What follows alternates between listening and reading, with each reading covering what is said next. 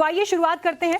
आज इस सर्वे का सबसे पहला सवाल जो मैं आपके सामने रखने वाली हूं, सबसे पहला सवाल ये था कि क्या 2014 के बाद आपके जीवन का स्तर सुधरा है। तो जो नतीजे हैं वो इस वक्त आपके सामने स्क्रीन पर, हाँ नहीं कुछ नहीं कह सकते, ये 3 विकल्प जो हैं दर्शकों के सामने हमने रखे, जिनमें से 57% लोग ऐसे हैं जिनका ये मानना है कि 2014 के बाद जीवन स्तर में बदलाव जरूर आया है। इसके अलावा इनकार करने वाले लोग 31% थे, जबकि 12% लोग ऐसे थे जिन्होंने कहा कि इसके बारे में कुछ खास खुलकर ओपिनियन वो अभी नहीं रख सकते। इसके बाद दूसरा महत्वपूर्ण सवाल जो हमने पूछा है, 2014 के बाद से भारत के आर्थिक प्रदर्शन को आप किस तरह से देखते हैं। उम्मीद से बेहतर मान रहे हैं कुछ लोग, बुरा नहीं, मिला जुला भी मान रहे हैं, असंतोषजनक, ये 3 विकल्प हमने दिए थे, जिसमें से उम्मीद से बेहतर मानने वाले 32% हैं, बुरा नहीं, मिला जुला यानी कि मिक्स्ड रिएक्शन रहा ऐसा कहने वाले 45% हैं, जबकि असंतोषजनक इसे बता रहे हैं 23%। अब यहाँ पर इंटरेस्टिंग फैक्टर ये है कि आप इसे 2 नजरिए से देख सकते हैं।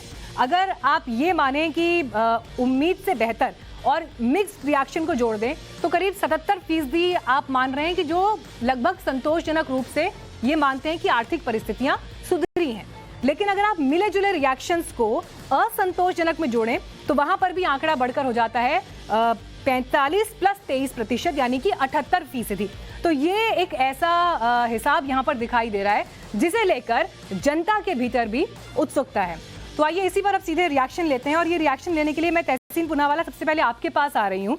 देखिए, लगातार विपक्ष जो है वो सरकार को इस मुद्दे पर घेरता रहा है कि आर्थिक मोर्चे पर आप कहां खड़े हैं, चाहे वो महंगाई से लेकर, रोजगार से लेकर, इकोनॉमी के आगे बढ़ने की रफ्तार हो। लेकिन इसमें जो नतीजे हमारे सामने रिफ्लेक्ट हो रहे हैं, उम्मीद से बेहतर 32% कह रहे हैं, और मिक्स्ड रिएक्शन के रूप में भी 45% अपनी राय रख रहे हैं।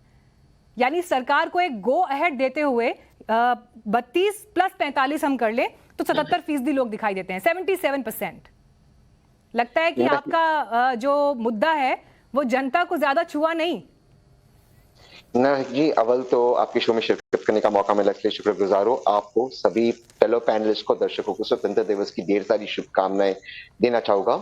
और आज के इस पावन दिन पर आपके सर्वे के जो 2 प्रश्न है, पहले 2014 के बाद कोई बदलाव आया या नहीं आया, और दूसरा इकोनॉमी को लेकर, मैं समझता हूँ ये दोनों सरकार पर, इनकी रिपोर्ट कार्ड में दिखाती है कि सरकार, वर्तमान सरकार पूरी तरह से फेल हो चुकी है। आपका जो पहला सवाल था, आपने कहा 57% लोगों ने कहा है कि बदलाव कुछ तो दिखाए, लेकिन ये पॉजिटिव है, इसका मतलब ये नहीं बदलाव दिखा मतलब नेगेटिव भी हो सकता है। बदलाव थोड़ी ना पॉजिटिव, आपका जो प्रश्न था तो बदलाव का था। नहीं, इस सवाल में उसका तात्पर्य पॉजिटिव रिएक्शन से ही था।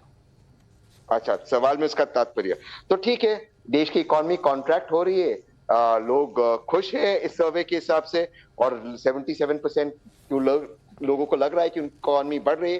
तो शायद ये हो सकता है कि इस सर्वे का जो डेटा है, जिन लोगों को सर्वे किया गया है वो लोग हैं जिनकी इकोनॉमी कॉन्ट्रैक्ट नहीं हुई है। क्योंकि ये चीज तो भारत सरकार भी मानती है कि हमारी इकोनॉमी बहुत सारे फैक्टर्स में नाइजीरिया के पीछे चले गई। आज जो भारत का हंगर इंडेक्स है, वो हंगर इंडेक्स पे भारत नीचे आ चुका है। पहली बार 40 साल में इतनी बेरोजगारी के स्वयं प्रधानमंत्री जी ने नाविका जी को कहा है कि मेरे पास डेटा नहीं है, प्रधानमंत्री जी ने कहा। तो बेरोजगारी है।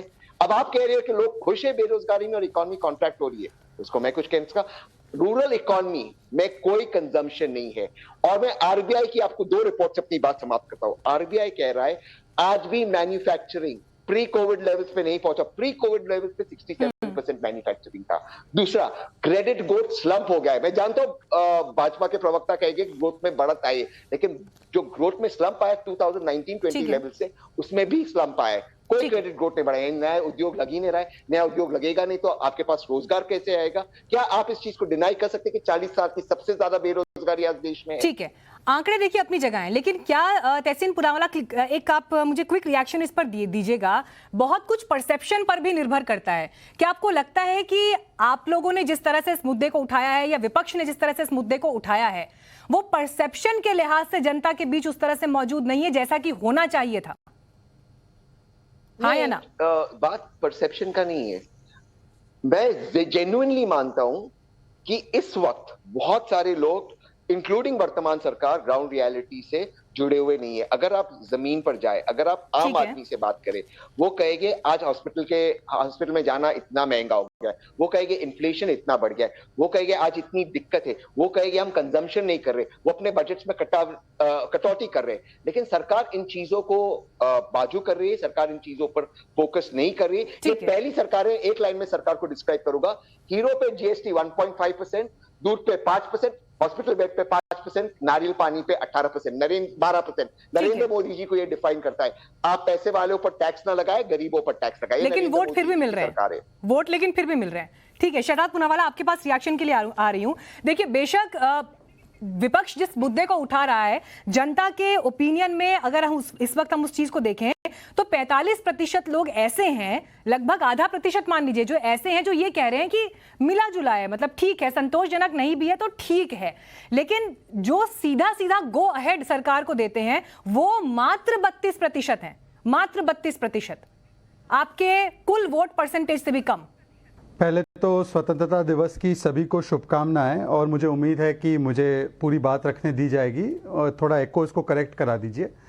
देखिए, सबसे पहले जो पहला सवाल था जिसको यहाँ पर ट्विस्ट करने की कोशिश की गई, वो सवाल ये था कि 2014 से क्या आपकी जिंदगियों में सुधार हुआ है, और उस पर ओवरवेलमिंगली लोगों ने कहा है, 57% लोगों ने कहा है कि हाँ, हमारी जिंदगी में सुधार, बदलाव, अच्छा बदलाव हुआ है। और वो क्यों कह रहे हैं? आज कुछ तथ्य हैं जिनको नकारा नहीं जा सकता। आज तेजी से बढ़ने वाली सबसे बड़ी अर्थव्यवस्था भारत की है। आज सबसे ज्यादा फॉरेन डायरेक्ट इन्वेस्टमेंट कहीं पर आ रहा है तो भारत में आ रहा है, $83 बिलियन का। आज भारत का एक्सपोर्ट्स हाईएस्ट पैमाने पर है। आज भारत की सर्विसेज इंडस्ट्री 11 साल में सबसे ज्यादा तेजी से बढ़ रही है। आज भारत का फैक्ट्री आउटपुट और इंडस्ट्रियल प्रोडक्शन 8 मंथ हाई पर है। आज अगर आप देखें तो जीएसटी कलेक्शन पिछले 21 महीने में से 19 महीने 1 लाख करोड़ से ज्यादा इकट्ठा हुआ है, और इसका मतलब यह है कि स्टेट्स को भी ज्यादा दिया जा रहा है और स्टेट्स को भी ज्यादा पेमेंट मिल रही है कि वो ज्यादा से ज्यादा उसको लागू करें, अपनी स्कीम्स को लागू करें। आज अगर 8 वर्ष का कार्यकाल देखें तो हमने 90 लाख करोड़ सामाजिक जन कल्याण के कार्यों में, जैसे 80 करोड़ लोगों को राशन देना हो, चाहे वो घरों तक बिजली पहुंचाना हो, पानी पहुंचाना हो, नल से जल पहुंचाना हो, आवास बनाने हो, किसान सम्मान निधि देनी हो, घर बनाने हो, ये सारी चीजें करने में 90 लाख करोड़ रुपए खर्च किए गए हैं। और अगर आप मिडिल क्लास को भी देखें तो एवरेज जो टैक्सेशन रेट 13% का होता था वो आज घटकर 8% हुआ है। जो एवरेज जीएसटी का रेट 14% होता था वो 11% हुआ है। अगर आप देखें कि किस प्रकार से चाहे वो बहुत ईज ऑफ डूइंग बिजनेस है, 79 पोजीशन इंप्रूवमेंट हुआ है, चाहे वो बाकी सारी चीजों में भी इंप्रूवमेंट हुआ है। ये थोड़ा सा ईपी करेक्ट करा देंगे तो मेरे बोलने में आसानी होगी। तो ये सारी चीजें जो हुई है उसका एक प्रतिबिंब आपके सर्वे में भी दिखाई देता है, और उसका ज्यादा प्रतिबिंब दिखाई देता है जब चुनाव आते हैं। चुनाव दर चुनाव अगर आम आदमी के जेब पर असर पड़ रहा है, अगर आम आदमी की जिंदगी पर असर पड़ रहा है, जो आप कह रही हैं कि संतुष्ट नहीं होते, तो वो इतने भारी पैमाने पर उत्तर प्रदेश में 27 साल बाद सरकार लौटी है। उत्तराखंड में भी एक ट्रेंड रहा है कि कांग्रेस बीजेपी पर उस ट्रेंड को तोड़ते हुए आज वहां पर सरकार फिर से बीजेपी की आई है।